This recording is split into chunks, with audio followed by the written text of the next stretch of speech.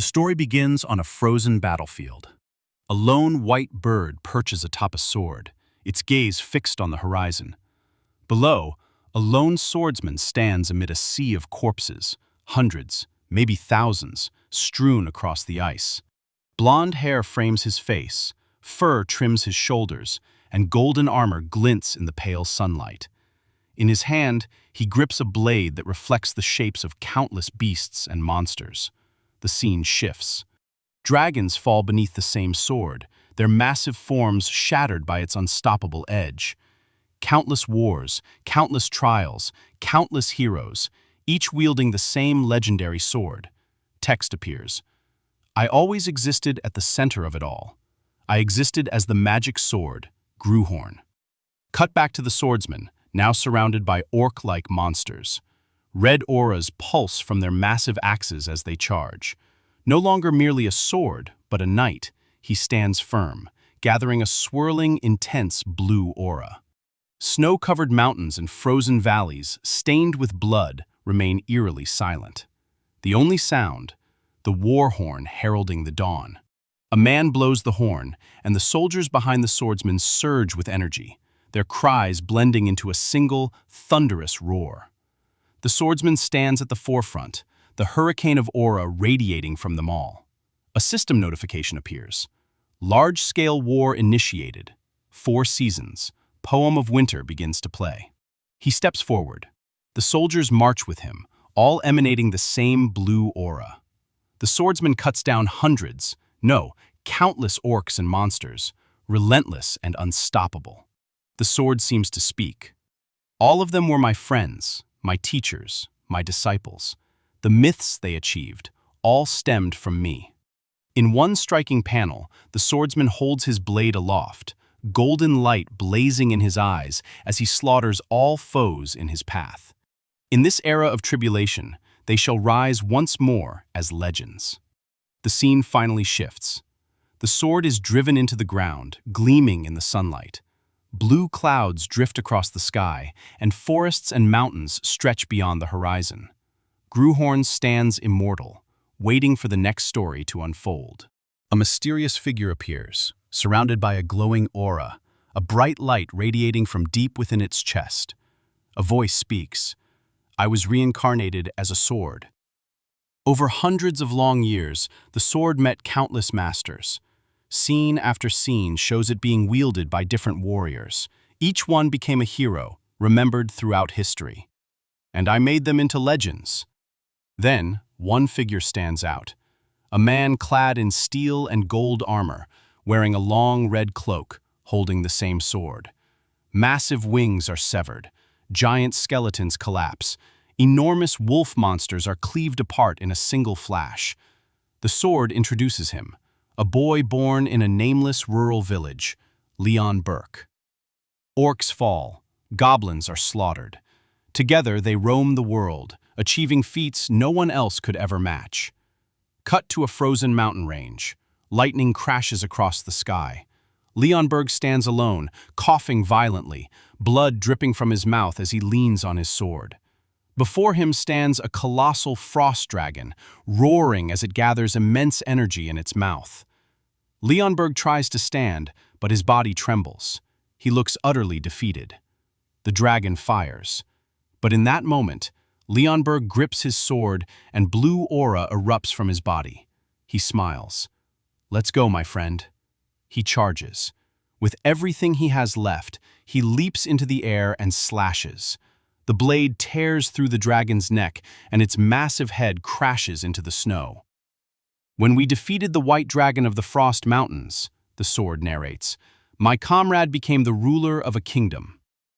The scene shifts to a massive castle, pristine gardens, towering walls. And I, along with the legend of the Dragon Slayer, grew old.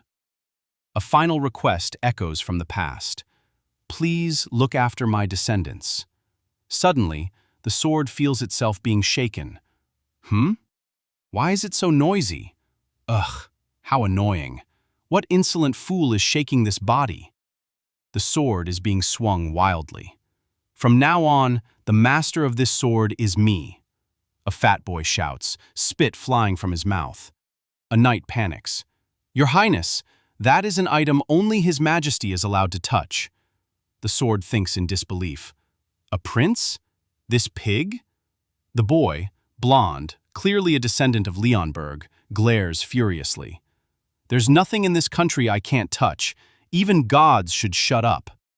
The sword activates its power. Authority. Judgment. A status window appears. Adrian Leonberg, male, 16. Aptitude, none. Traits, arrogance, morbid obesity, uncoordinated, lecherous, lazy, pushover, mana sensitivity disorder. The sword falls silent. He really is my comrade's descendant. Then comes disbelief. This is the potential of the bloodline of the Sword Saint? Adrian swings the sword angrily. "If I have this, His Majesty and the nobles won't be able to ignore me anymore." The sword thinks coldly. This ridiculous child, just babbling nonsense. Adrian shouts, face red with excitement. "Oh, great dragon slayer, lend me your power!" The sword panics internally. "Are you insane? Why would I lend power to someone like you?" Adrian screams the sword's name and flails it even harder. Servants and knights beg him to stop. "Please, Your Highness, you must not draw a weapon inside the palace." "Shut up. Do you want to die?" He chases them through the hall. "If I get Gruhorn power, trash like you—" He trips. The sword points the wrong way. "Huh?" Everyone freezes. The maid covers her mouth in horror. "Your Highness, no!" Adrian collapses. The sword is buried deep in his chest. Guards scream for the royal physician. The maid runs away in terror. The sword is confused. "I stabbed him?" For the first time in its existence, its vision fades. If this prince had inherited the throne, there would be no future for the kingdom. The sword reflects coldly. Arrogant, greedy, talentless, cruel, gluttonous, the embodiment of everything rotten. That was the first prince, Adrian Leonberg, a dark cloud hanging over the kingdom's future. After hovering on the edge of death, rumors begin to spread. Maids whisper, "Hasn't he changed lately? He doesn't flip tables anymore. He stopped gathering his delinquent gang, too." They laugh. "He's probably just scared. He'll go back to normal soon." But inside the room, the boy sits in silence, eyes wide with shock. The truth is revealed. To think I killed my comrade's descendant and stole his body. The sword now inhabits the prince. An announcement echoes. His Majesty has arrived. The boy scoffs. "He didn't even visit when I was dying. Why now?" A maid warns him to watch his words. Then a man approaches with visible disgust. "I heard you came back from the dead. Seems your personality is still the same." The boy stares. "Who is this?" The man speaks coldly. "We were master and student, and you pretend not to know me?" The boy lies. "My memory is a mess. I feel like I know you, but maybe not." The man bristles with anger. An announcement interrupts. "His Majesty the King has arrived." The boy realizes. So that's his father. The king looks down at him. "Surviving death didn't change you at all, it seems. You still won't even greet your own father." The king is informed that the prince's memory may not be intact. One knight reacts in shock, calling it a calamity, and demands to know why the royal physician failed to report such an important matter. Another servant urgently calls for the royal physician to be summoned at once. The prince is laid back onto the bed as the royal physician examines him. After checking thoroughly, the physician reports that there are no abnormalities in the prince's body. However, he explains that the condition may be temporary, possibly caused by mental shock. The king looks down at the prince, frowning. Memory loss? The prince suddenly stiffens, wondering if the king has noticed something. But the king scoffs coldly. How truly convenient. If you claim you don't remember, does that mean everything you've done until now has simply never happened? The prince gives a small, uneasy grunt. The king continues, his voice growing harsher. He says that people sometimes make wrong choices, choices that deserve condemnation. But if someone recognizes their mistakes and never repeats them, that is called learning. However, if the prince has forgotten everything, then it is as if none of his past actions ever existed. That means he has taken no steps to correct his mistakes and therefore cannot move forward into the future either. As he speaks, the king's anger becomes more apparent. One of the knights quickly intervenes, asking the king to calm himself. The prince thinks to himself that the king is practically cursing him out. It feels like he has stepped into something terrible. Forget being treated like a prince, he won't even be treated like a human. He wonders what this body's original owner had done to deserve such hatred. Just then, a gentle voice interrupts. "Ian, I heard everything. You must be so confused." A noble woman rushes forward and tightly embraces the prince. She tells him not to worry and assures him that his memory will return soon. She adds that his past was trivial anyway, so it doesn't matter if he forgets it. The prince struggles awkwardly in her arms. The woman begins to cry, squeezing his face. "To think your beautiful face has wasted away like this, my poor son." The prince internally questions what exactly has wasted away about his face. She says she is just grateful that he woke up and begs him never to touch such dangerous objects again. If something had gone wrong and he hadn't woken up, she trails off, clearly unable to finish the thought. The prince reacts with a blank, guilty expression. Inside, the sword thinks bitterly. The real son is already dead.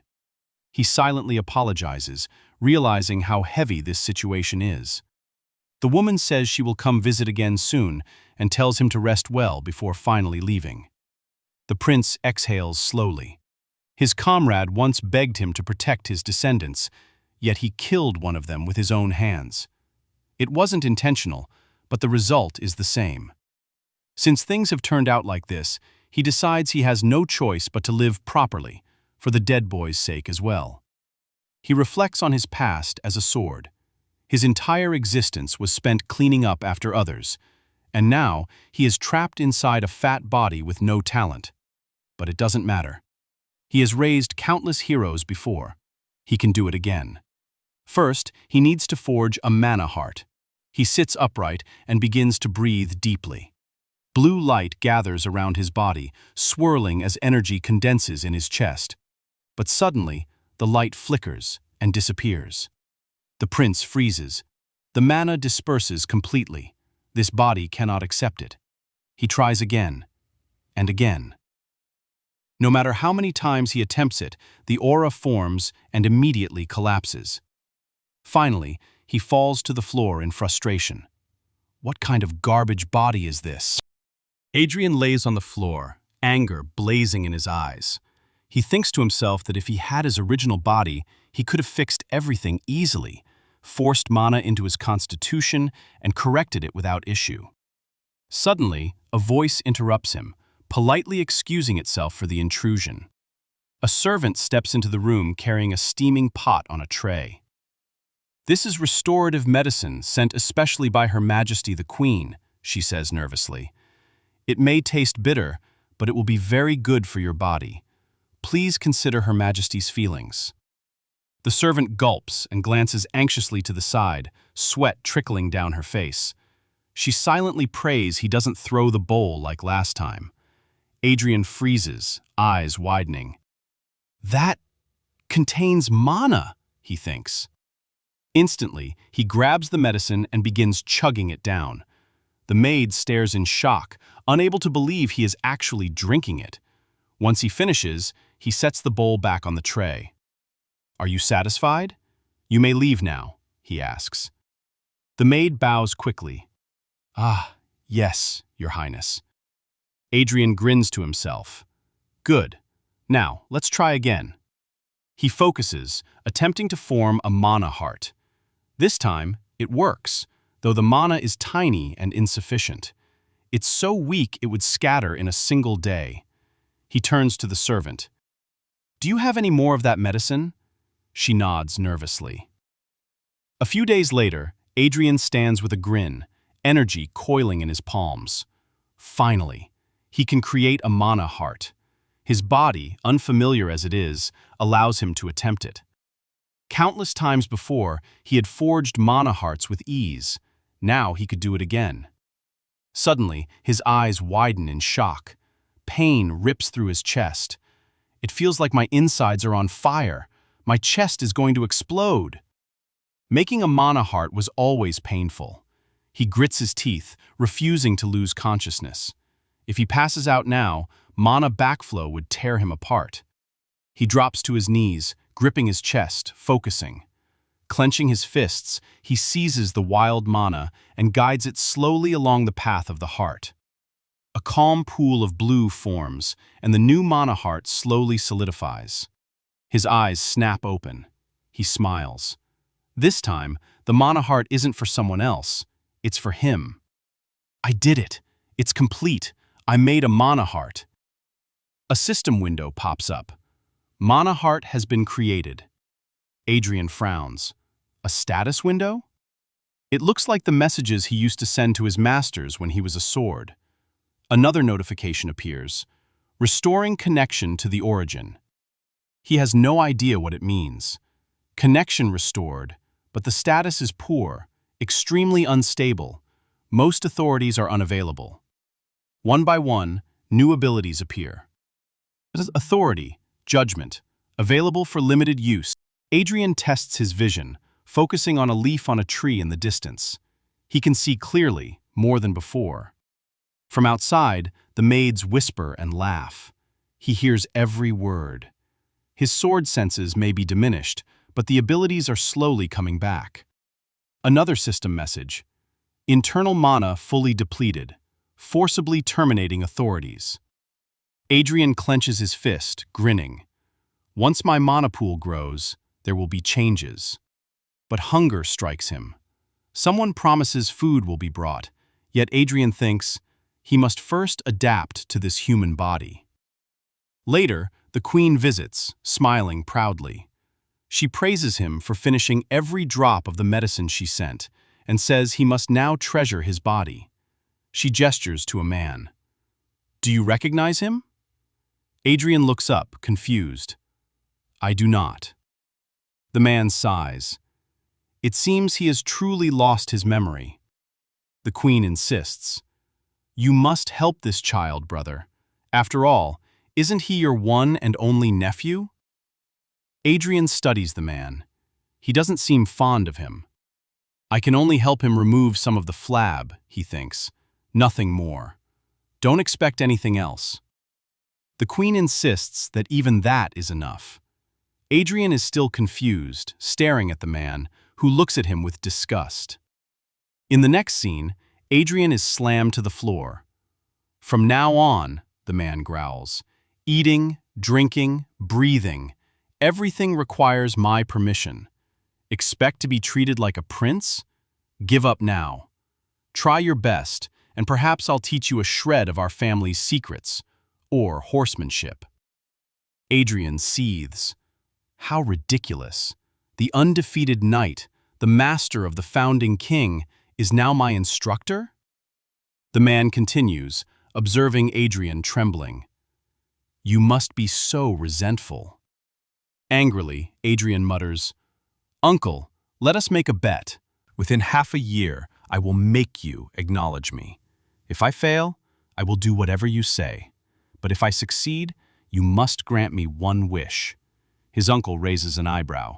Very well. One source of entertainment should be fun. Adrian knows he spoke boldly. But now the real work begins. His body is weak, his mana unstable. He channels his aura while running, focusing first on burning the fat from his body. The uncle watches, incredulous. How is he using a mana heart? He slaps Adrian. Did you actually create a mana heart? Adrian glances back, smiling smugly. Oh, this? Yes, I made it a little while ago. The uncle freezes. Wait, what? Where on earth did you learn to forge a mana heart? It seems you don't even understand what you did wrong. That technique is crude. Only low-level mercenaries learn it. Adrian's eyes narrow in fury. How dare he call me low level? Adrian thinks to himself that it really is the end of an era, as he looks down in frustration while his uncle explains what a mana heart is. It is a crude technique that only low-level mercenaries learn. Adrian looks at him in shock, asking what on earth he means. His uncle simply states that it would be faster to show him himself.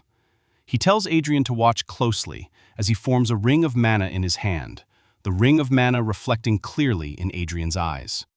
The mana is shaped like a ring? Adrian thinks, confused. Suddenly, his uncle releases the mana. A terrifying explosion of energy is sent straight toward Adrian. It immediately shatters Adrian's mana heart. His uncle explains that mana chains have the property of shattering the sword energy of a mana heart, and that they are much easier and far more stable than mana hearts.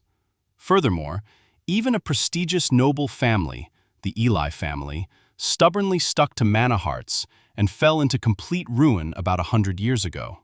Now, no one even tries to use mana hearts anymore. Later, we see Adrian reading a book titled Mana Chain Basic Theory, written by Bruno Berdoff, the 8th successor of Werner Rachel, the 16th disciple of the Mana Chain founder, Ernest Altringen.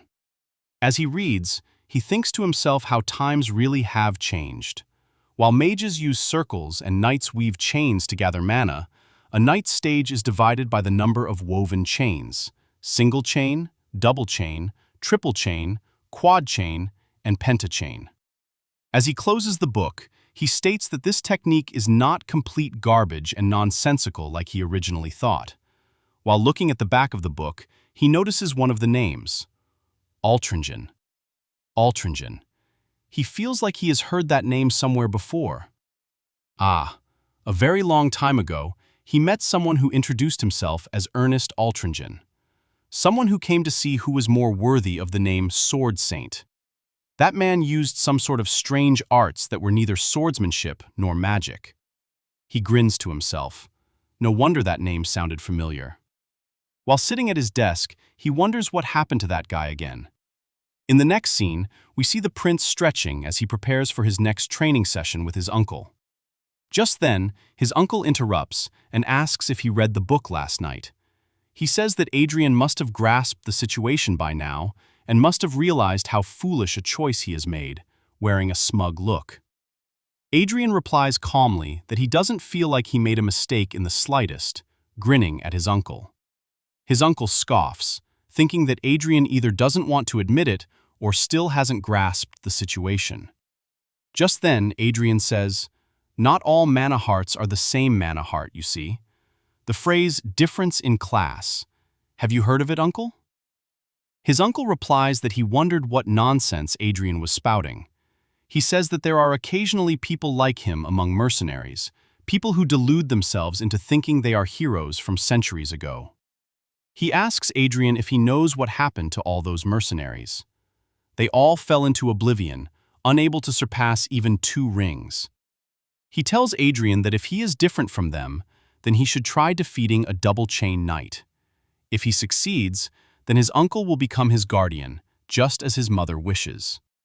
Adrian questions whether having his uncle as a guardian is actually a good thing for him.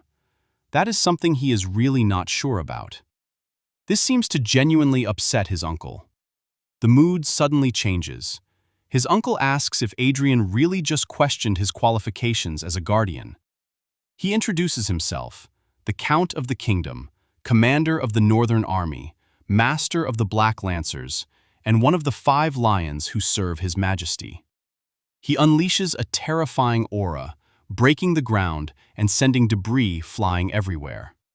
He continues, saying that he is the one who has woven 4 rings, a quad-chain knight, Vale Balarhard. That is the name of the man who may stand behind Adrian. He asks whether that qualification is sufficient while debris slams into Adrian, scratching his face and body. At that moment, Adrian's royal guards draw their swords and point them at the Count, demanding that Count Balarhard stand down because he is threatening the prince. The Count smirks. Adrian also smiles, a bead of sweat dripping down his face. "Don't go back on your word later." A short while later, we see Adrian defeated, huffing and panting on the ground, his uncle's shadow towering above him. His uncle states that will be all for today. Later, Adrian sits alone, shaking from exhaustion, thinking that he nearly died. He remembers his uncle's words during the fight. "To think you challenged me believing you'd get my recognition with only grit. Double chain? You'd be lucky to even beat a single chain." As Adrian walks back to his chambers, looking defeated, he mutters aloud that his uncle is a devilish bastard. When he opens the door, he sees a man waiting inside. "The royal physician?"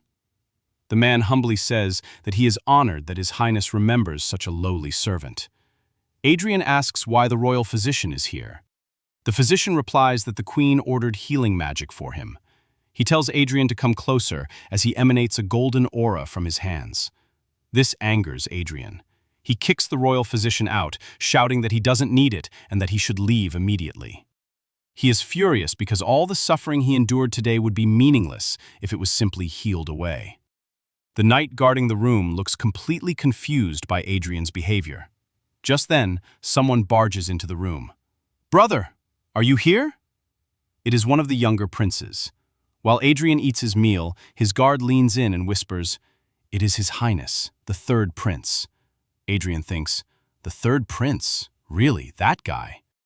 The prince says that he heard Adrian had an accident, but he looks much better than expected. What a shame.